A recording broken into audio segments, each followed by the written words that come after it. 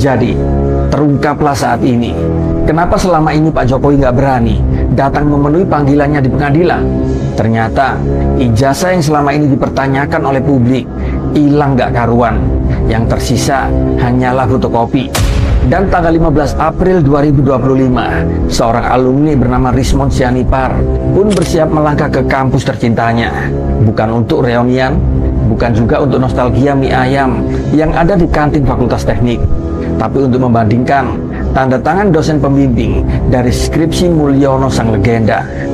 Katanya, tanda tangannya mirip cacing pita, dan yang lain pun bilang, lah kok kayak dibuat pakai tangan kiri ya, habis main karambol pula. Di sini Rismond Sianipar pun membawa bukti-bukti dan membandingkan tanda tangan almarhum dosen Profesor Ahmad Sumitro atau Soemitro. Karena dalam skripsi tersebut Soemitro, tapi di ijazah alumni lain tertulis Sumitro. Loh, huruf E ini penting loh. Bisa jadi nyawa sebuah kebenaran. Apalagi kalau soal ijazah, bukan lagi seperti nulis di papan nama warteg pinggir jalan. Dan UGM pun lewat Dekan Fakultas Kehutanan berkata dengan yakin bahwa ijazah Pak Jokowi asli. Teman-temannya pun mengenal beliau. Tapi di sini rakyat kembali gelisah karena teman-temannya tak banyak bicara.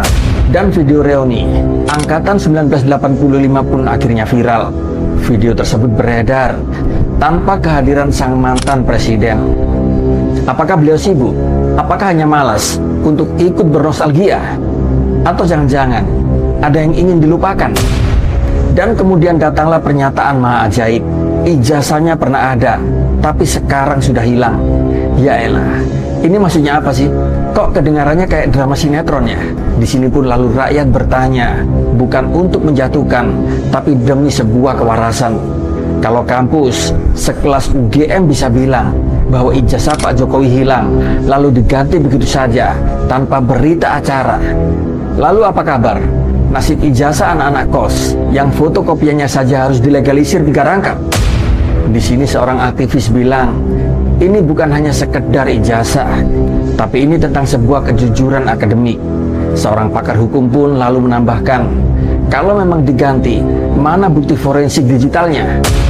Dan netizen pun, ya, mereka seperti biasa, lebih cepat bergerak daripada polisi, lebih jeli dari seorang dosen penguji. Di sini tak ada yang lebih elegan dari rakyat yang berpikir, tak ada yang lebih berbahaya dari sebuah kebohongan yang ditutup-tutupi demi sebuah kekuasaan. Dan kami, para rakyat jelata ini, sebenarnya tidak menuntut banyak. Kami